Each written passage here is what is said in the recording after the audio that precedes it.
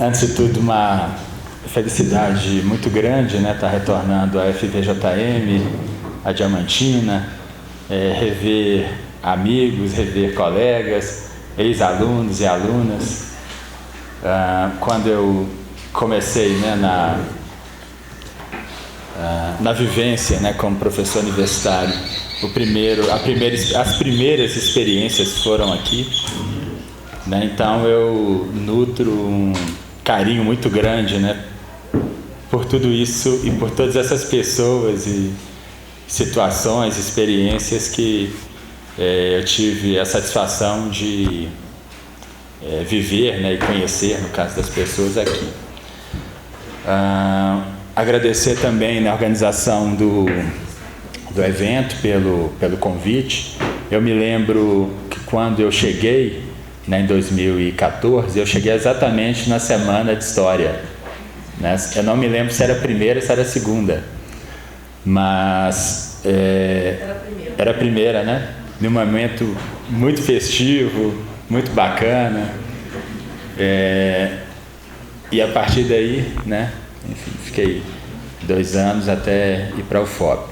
Mas, para além disso tudo, né, para além dessa questão extremamente afetiva, enfim, a pesquisa que eu trouxe, né, para discutir um pouco com vocês e apresentar alguns dados, é uma pesquisa que eu desenvolvi, né, ano passado, terminou no início desse ano, que é sobre 2 temáticas, a temática da abolição e a temática do pós-abolição em livros didáticos produzidos em um contexto posterior à Lei 10.639, né? Então, esse inclusive o título da pesquisa, né? Uso da experiência histórica afro-brasileira, análise das temáticas da abolição e do pós-abolição em livros didáticos de história, 2008, 2014, e a ideia era tentar pensar um pouco, né, de antemão, o que vem sendo produzido quanto a materiais didáticos, né, num contexto posterior à promulgação de uma lei com um amplo significado político, social, identitário, né, como é o caso da introdução, né, e da obrigatoriedade da história afro-brasileira, africana, né, e posteriormente, a partir da 11.465, a história indígena também. E aí, é claro, né, pensando que é muito complicado pegar uma extensão de conteúdos muito grande, né, pensando história africana, história afro-brasileira ou história indígena, mas em que contexto, a partir de quais temas. Aí eu acabei selecionando 2 temas, né, um tema razoavelmente clássico, né, que é o tema da abolição, pegando livros didáticos, né, desde o contexto dos anos posteriores à própria abolição até o presente momento. Esse tema quase sempre foi um tema central na passagem do 19 para o 20, né, como conteúdo dos livros de história. E um tema emergente, né, emergente tanto no campo historiográfico como também no campo político, né, que é o pós-abolição. Afinal de contas, né, resumindo bastante e vulgarizando também bastante o que vem a ser o pós-abolição, né? Afinal de contas, né, quais são as ações individuais ou coletivas, quais são as aspirações, as perspectivas, os desejos dessa imensa massa de homens e mulheres, né, e também crianças, ex-escravizados a partir do fim da abolição, a partir do fim da escravidão, né? O que se tem de conhecimento historiográfico sobre isso, né, conhecimento histórico, didático, né, em circulação dos materiais didáticos.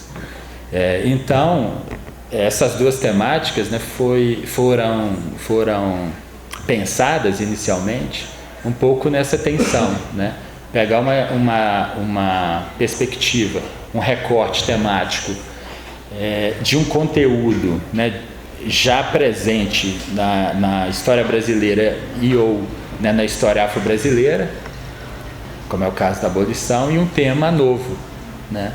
Será que em alguma medida o aparecimento de uma nova legislação fez com que esse tema se tornasse visível, né, em materiais didáticos, etc. E aí, claro, né, vem a primeira provocação, né? Uma parte substancial das coisas que a gente produz na universidade, seja no campo da história ou em outros campos, de temáticas com maior ou menor relevância política, quase nada, ou melhor, quase nada é um exagero, mas uma parte substantiva disso não chega no chão da sala de aula, né?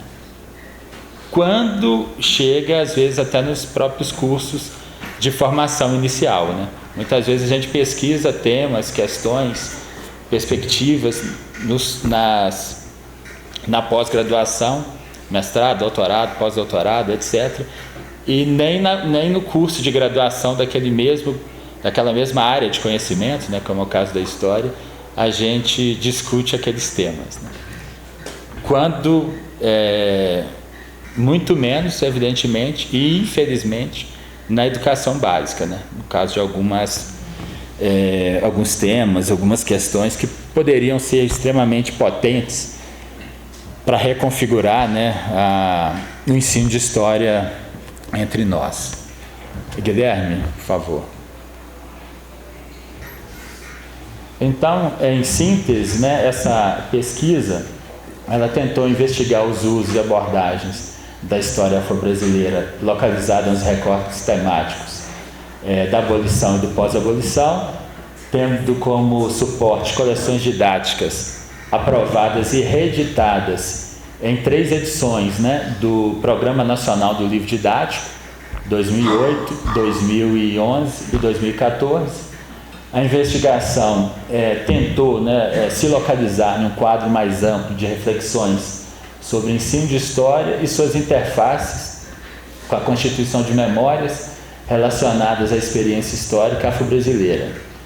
Dentre os resultados, que é um pouco, né, o que eu vou apresentar hoje, foram oferidos, né, verifica-se a presença constante do tema da abolição, abordado de forma bastante diversa e com a evidenciação de diferentes sujeitos nesse processo. Isso é razoavelmente novo. A temática do pós-abolição, em cada edição do Programa Nacional do Livro Didático, ganha um espaço maior, né, nesses materiais. Contudo, mesmo com essa ampliação do espaço, ocorre de forma tímida no texto principal dos próprios livros. Então, em resumo, né, a gente tem esses 2 temas depois da 10.639, ambos têm uma visibilidade razoável. Mas, e daí, né? E como que essa visibilidade, como que essas abordagens têm ocorrido? O caso do caso da abolição, novos sujeitos vêm aparecendo nessa temática, coisa que eu vou falar um pouco mais à frente. E o caso do pós-abolição está lá também, mas está lá onde? E por que está em alguns espaços que não são os espaços do texto básico, né? Que, cruzando com outras pesquisas de uso e apropriação, né, do livro didático por parte dos professores, é possível perceber que os livros didáticos são usados de formas muito diversas. Mas o texto básico, que é o texto principal do livro didático, ele ainda tem uma localização muito potente, né, como sendo, vamos dizer assim, o principal texto do percurso didático de uma aula, né? Quase nunca, vamos dizer assim, os professores começam na educação básica, no segundo segmento, né, do ensino básico, subvertendo muito a lógica do livro, né? Começando o livro, por exemplo, pelos textos complementares. quase sempre o guia, né, o que dá sequência à aula, é o texto básico. Então, em relação segundo algumas pesquisas, né, então o tema do pós-abolição, ele aparece nesses livros, mas não aparece no texto básico. Eu vou falar um pouco disso também, né, quando os resultados forem discutidos. Quais são as estratégias, né, porque é importante também, quando a gente está trabalhando com uma fonte histórica, ou mesmo que não seja uma pesquisa histórica, com um material como o livro didático, pensar que é um material multifacetado, né, polissêmico, e que tem vários interesses, às vezes em convergência ou em divergência, mas configurando esse material. E um interesse que a gente não pode perder de vista é o interesse de quem produz esse livro, de quem produz esse material, que é a indústria editorial, né? Para a indústria editorial, evidentemente, indiferente do conteúdo, ou para além do conteúdo, mais do que indiferente, o livro didático, né, como bem lembra lá a Cici Bittencourt, né, uma historiadora extremamente importante para a gente pensar a história da educação no Brasil, o livro didático é, antes de tudo, uma mercadoria. Ele foi feito para ser vendido. E como um objeto, né, da lógica do consumo, da circulação de mercadorias, existe uma lógica onde os textos estão, existe uma lógica porquê dessas ou daquelas imagens e questões relativas a isso. Mas vamos deixar isso para daqui a pouco. Só mais uma coisa, essa pesquisa, ela teve um financiamento, né? Na verdade duas fontes de financiamento, ambas de financiamento interno da UFOP. Um foi um edital de iniciação à pesquisa, o PIVIC, primeiro semestre, e o outro foi o edital de auxílio financeiro a pesquisador, né? Dando suporte de correr atrás de fontes, né, que nem todas estavam disponíveis em Mariana, né? Enfim, questões aí que eu acho que são importantes de serem consideradas, uma vez que fazer pesquisa também cada vez mais é um ato político, não só no que diz respeito às suas temáticas, né, mas a própria necessidade, né, de que essas pesquisas tenham algum tipo de financiamento público e algum tipo de convergência também para públicos mais amplos, incluindo aqueles que não têm acesso à universidade. Em períodos como esse que a gente vive, né, eu acho que todo e qualquer ato, inclusive de apresentar dados de pesquisa, devem ser, em alguma medida, colocados à luz da realidade, né? O que não significa criar politizações vazias sobre o mundo que a gente está, né? Mas discutir de fato qual que é o objetivo do desfinanciamento das pesquisas, quem mais sofre com isso, né? Quem que, em alguma medida, é afetado diretamente e indiretamente com tais políticas, etc. Então, né, em decorrência disso, essa é a minha fala.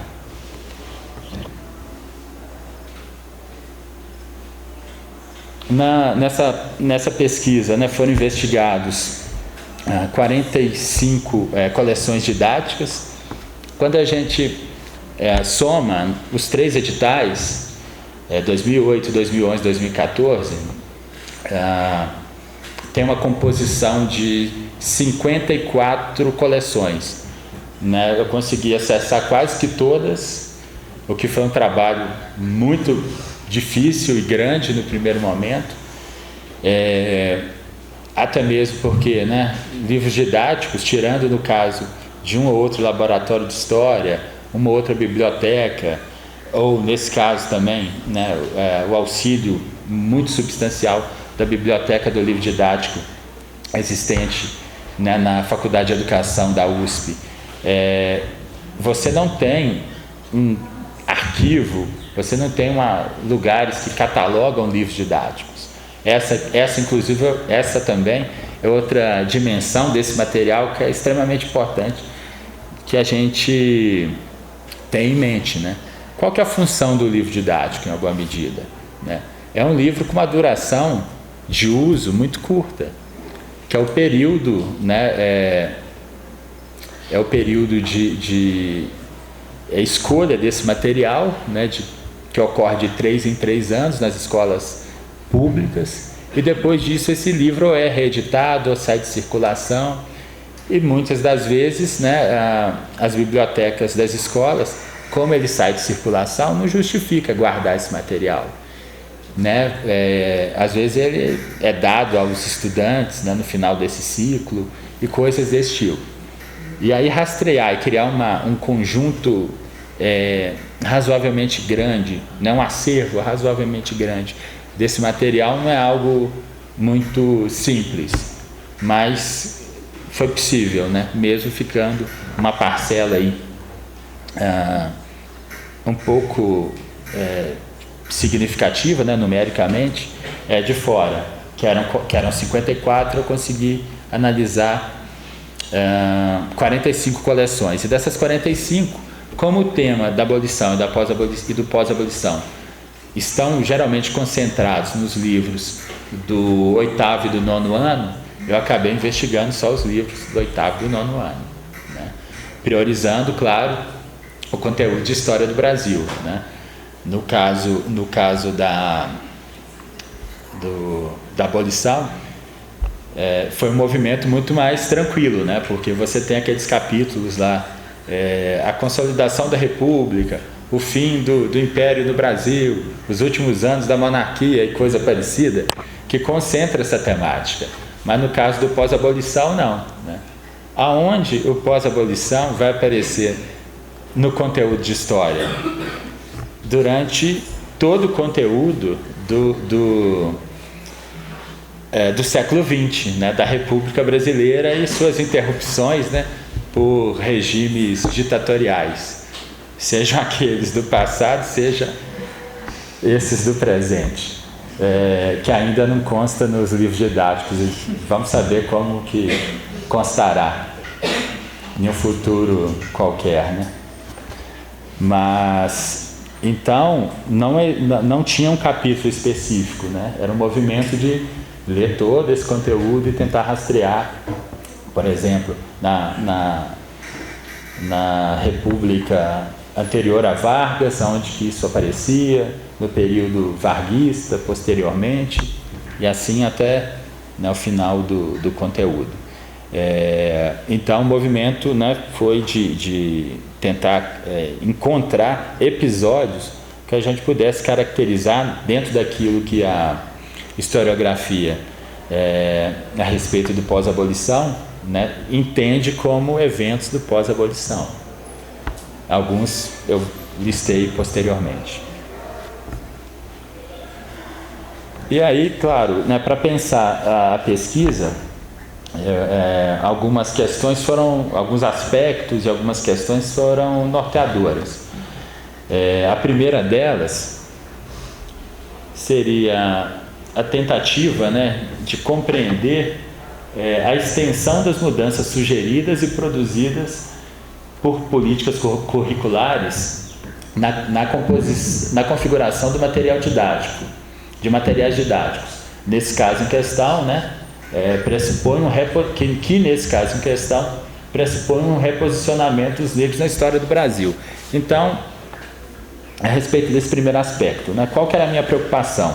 É tentar entender qual que é a extensão que, de fato, a obrigatoriedade da história afro-brasileira tem nesses materiais.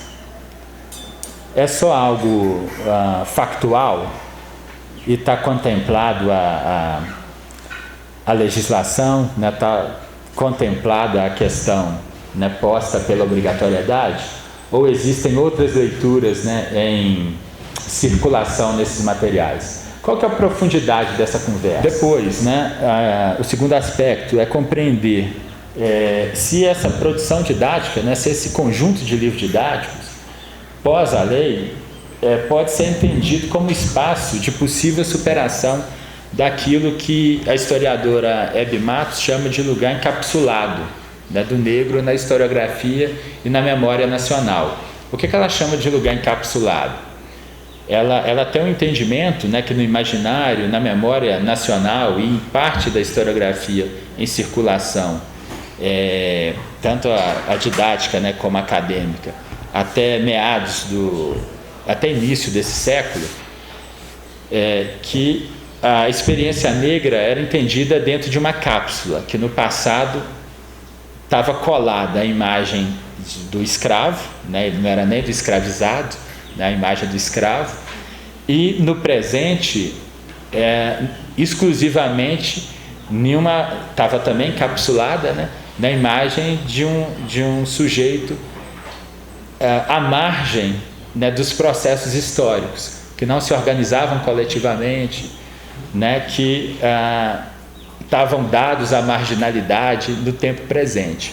Ou seja, do passado escravo, logo presente, né, marginal. Então a ideia também, né, um aspecto era, será que com essa legislação, com a produção historiográfica, né, avançando nesses campos, é possível perceber a quebra dessa cápsula ou isso continua? Depois, né, entender como que a indústria editorial, por meio dos livros didáticos, aborda essa temática, né, que é uma temática proposta por uma demanda social. Em outras palavras, né, a minha questão era como que uma indústria que não tem ligação nenhuma com preocupações sociais, políticas, identitárias, culturais, que é a indústria editorial, de grande volume, né, como é o caso dessas editoras do comércio de livros didáticos, como que essas editoras, né, vêm dialogando com uma legislação que vem de uma demanda social visceral, né, que é dar visibilidade, reposicionar a experiência histórica negra no Brasil. Ou seja, isso é feito de forma tensa, de uma forma tranquila, existem estratégias para, né, dar visibilidade, mas nem tanto. Como que essa, né, o que ela vem criando para abordar esse tema? E por fim era tentar também identificar, né, quais os diálogos possíveis entre o que está no livro didático sobre esses temas e a historiografia sobre os mesmos, né? Há uma completa ou uma parcial, há um completo ou parcial diálogo com a historiografia, ou, né, o que já é sabido, né, das disciplinas escolares, né, que nem tudo que uma disciplina escolar tem como referência vem do campo acadêmico, né? Pode vir de vários outros campos, né? A título de exemplificação, e é sempre bom que essa coisa fique bem clara, né, quando a gente está conversando com alunos em formação, principalmente pensando a formação em história, que toda essa discussão que a gente faz hoje, né, sobre história africana, afro-brasileira, foi uma demanda que não veio em primeira instância do campo acadêmico, veio do campo da luta social, né? Ou seja, existe aí, né, uma circularidade, né, que é extremamente significativa, né? Como que em algum momento o mundo social informa a produção acadêmica, essa produção acadêmica também, né, cria munição historiográfica, no nosso caso, né, para debater alguns temas, e assim vai.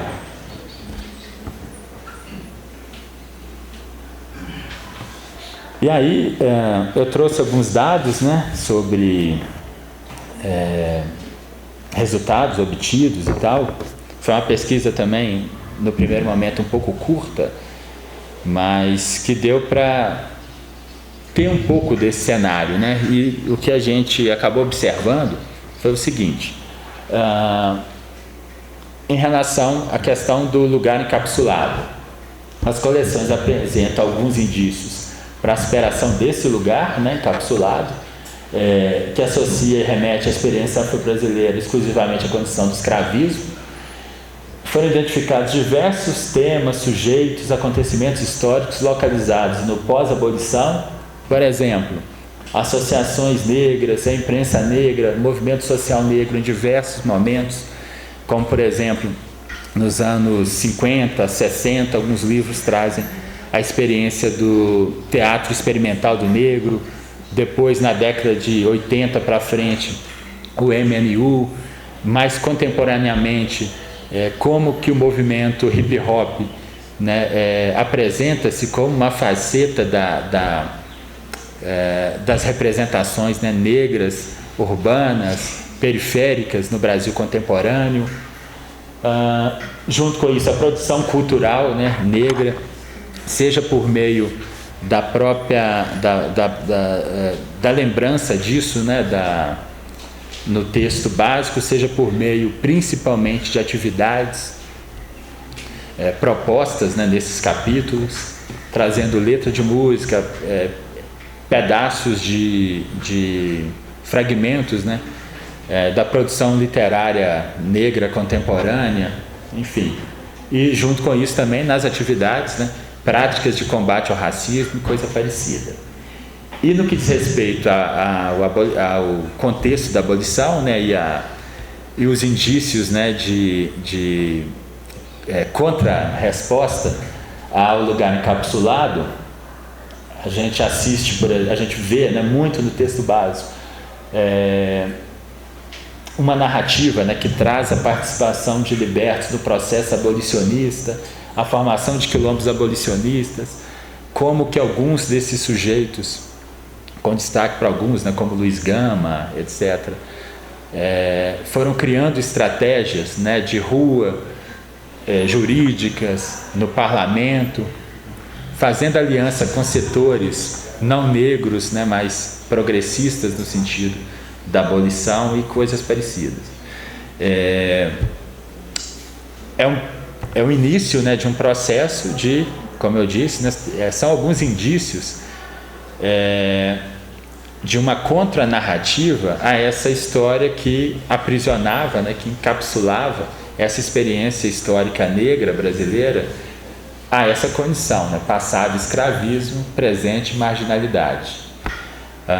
Que por sua vez, né, eu gosto dessa discussão, que é uma questão lá que a Joanne Scott, né, que é uma historiadora da história das mulheres, traz, que eu acho que é muito substantiva para a gente pensar isso, né?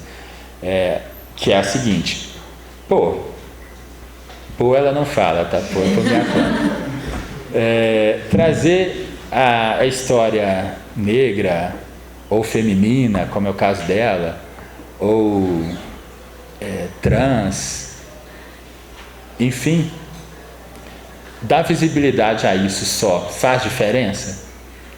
Não quer dizer que não faça, né?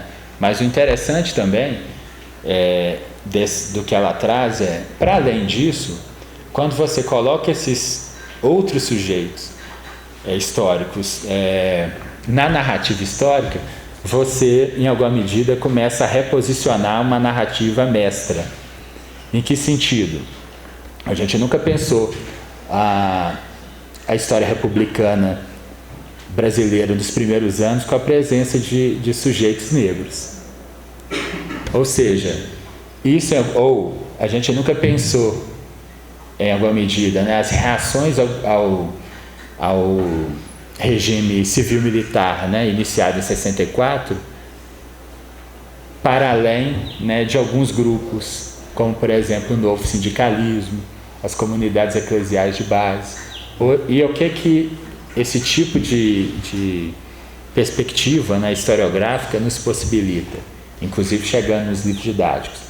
Imaginar, por exemplo, que nos primeiros anos do pós-abolição já havia organizações negras, né, se organizando no sentido de com o pensamento da época, evidentemente, criar estratégias de superar um contexto adverso. Ou isso nos possibilita ver que a reação ao fim, né, ao regime civil-militar iniciado em 64, ocorreu em várias frentes: operária, camponesa, negra, feminina, religiosa, né, compondo aí algo que é cada vez mais complexo, né, pensando que cada vez mais sujeitos, coletivos, têm voz dentro dessa historiografia, né. O segundo ponto observou-se a busca de dar visibilidade à diversidade de temas, sujeitos, acontecimentos históricos associado ao pós-abolição. Contudo, tais conteúdos estão localizados em seções complementares do texto, do livro. O que isso tem a ver com o que eu estava falando lá atrás, em dois momentos, sobre o livro didático ser, antes de tudo, uma mercadoria, e junto com isso também a indústria editorial, né, ter o seu sentido, né, que é, enfim, fazer parte, né, da produção de bens simbólicos, no que diz respeito ao atendimento a uma obrigatoriedade pública, né. É possível perceber o seguinte, que tem a ver com esse ponto e um posterior. A indústria editorial, no que diz respeito principalmente a temas novos, isso não necessariamente tem a ver com o tema, não tem a ver necessariamente com o conteúdo do pós-abolição, né? Porque para a gente falar isso com mais propriedade, a gente teria que, por exemplo, nós teríamos, né, que fazer uma pesquisa como que diversos temas novos vão aparecendo no material didático. Mas o indício forte o problema não é necessariamente a temática, mas o problema é a entrada de temas novos no texto básico significa reestruturar o livro didático de uma forma mais profunda. Ou, por exemplo, a introdução de novas imagens no livro, em qualquer livro didático, significa pagar novos direitos autorais a essas imagens novas. Então, o que em alguma medida foi possível perceber? Um tema novo em questão, que é o pós-abolição, ele sempre aparece em seções complementares, lá para o final do livro. E muitas das vezes, como eu peguei livros, né, que foram reeditados, o que acontecia? Às vezes você tinha uma edição que a seção complementar de um capítulo era os aspectos... eu vou lembrar com precisão, que era a participação de músicos negros no início do século XX, em uma edição de um determinado livro.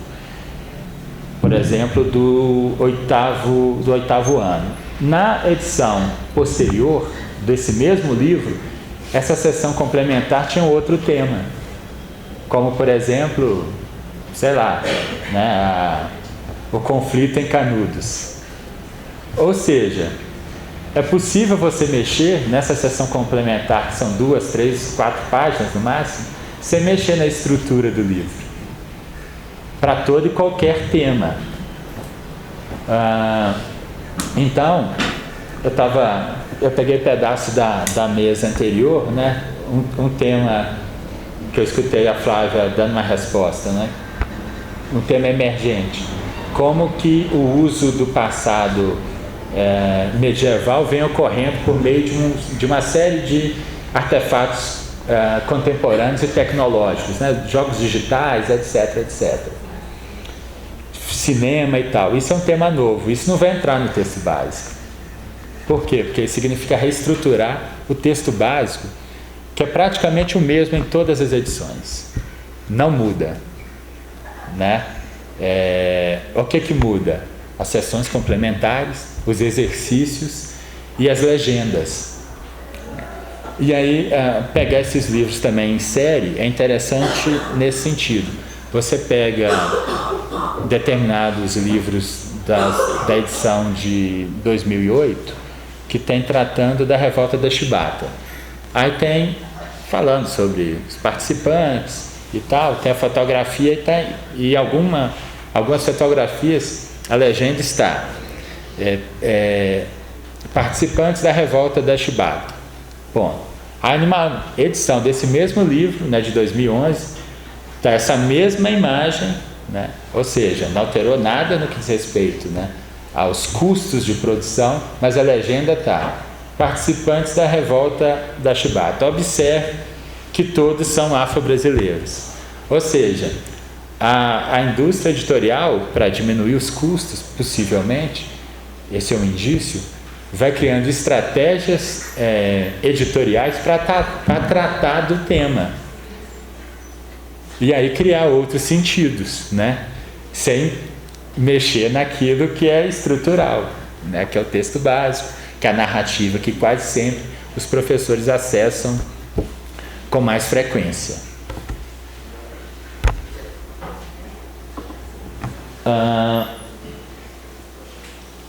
Relativa à ampliação da temática da abolição no texto básico, né? Eu falei um pouco sobre isso, e só repetindo, alguns livros no texto básico, principalmente de 2008, isso ainda existe, né? Isso é uma continuidade, e eu acho que é até um tema de pesquisa substancial para quem quiser investir nisso, né? Como que antes e depois da lei, como que o processo de abolição foi tratado. Porque eu me lembro, e aí na questão de pesquisa, só memória escolar mesmo, do tempo que eu estudava, isso não significa que eu não continue estudando. Quando eu estudava na educação básica, como que era a organização do conteúdo sobre abolição, né? Que era sempre algo muito etapista e muito do mundo de uma lógica legal, né? Das primeiras leis, de uma forma até evolutiva, né? Positivista, das primeiras leis, né? Das primeiras discussões, da pressão da Inglaterra, até culminar, né, com a Lei Áurea. E pensando só numa lógica, como eu disse, legal, jurídica, sem a participação dos sujeitos, né? Sem a dinâmica que essa mudança legal, né, ocorria por pressões internas, né, a participação de setores populares e tal. Continua, principalmente, isso é observado com mais clareza, né, nos livros de 2008, mas essa tendência continua, de pensar os aspectos legais, mas hoje, em uma parcela substantiva de livros, né, de coleções didáticas, não é só essa narrativa, né? Tem outras, muitas delas em diálogo com a produção historiográfica sobre o tema. Diferentes fluxos de cientificidade, né, entre historiografia e a produção didática. Diálogo relativamente autônomo no que diz respeito à incorporação de temas da recente produção historiográfica sobre o pós-abolição, pós-emancipação, e maior aproximação da historiografia recente sobre a abolição e a escrita, né, da narrativa escolar sobre o tema. Ou seja, quando a gente observa, né, as narrativas sobre o processo da abolição, tem um forte apego, né, vamos dizer assim, à produção historiográfica. Mas no que diz ao pós-abolição, não. Então essas leituras do pós-abolição estão vindo da onde, por exemplo? A gente nota que tem uma leitura que vem mais do campo da luta social, ou de campos como a sociologia do que a história, né? E aí vem uma questão que eu acho que é importante para a gente pensar, né, como historiadores em formação,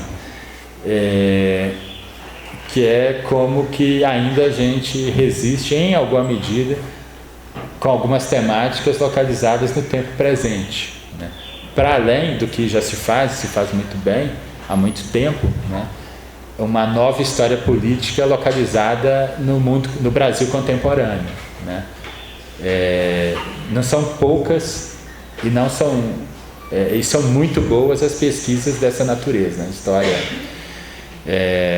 Nova história política, enfim, né, do Brasil contemporâneo, mas populações e grupos subalternizados apesar desse investimento, né,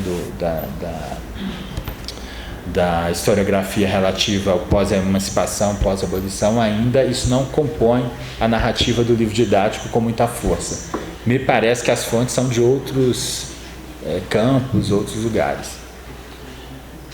E por fim, eu acho que é por fim, tem os conteúdos a serem ensinados e aprendidos por meio da história escolar no que diz respeito ao tema da abolição e pós-abolição.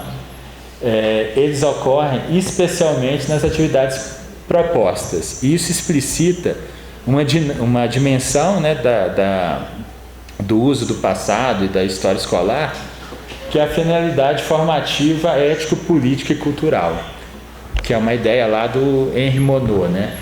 Ou seja, como que a abolição e o pós-abolição comparecem nas atividades? É para ensinar aspectos do pós-abolição ou da abolição? Quase nunca não. O que é possível perceber de forma hegemônica que se faz o uso de informações sobre o pós-abolição e a abolição na proposição de questões que remetem à construção de atitudes, né, de proposições no tempo presente. Ou seja, a maior parte das atividades, quando toca nesses temas, estão organizadas para que o estudante do ensino fundamental 2 tome atitude diante de práticas de racismo, né, de discriminação, de autovalorização ou de valorização, né, de aspectos culturais afro-brasileiros e africanos, do que ensinar, entre aspas, né, conteúdos estrito sensu da experiência histórica negra, né, no abolição e no pós-abolição. Eu gosto de deixar isso claro também no seguinte sentido, né? Essa ideia, né, de que a gente faz ciência, e ciência é um campo de asepsia intelectual, de neutralidade, né, de imparcialidade, não tem nada mais parcial nesse discurso do que, né, a ideia de que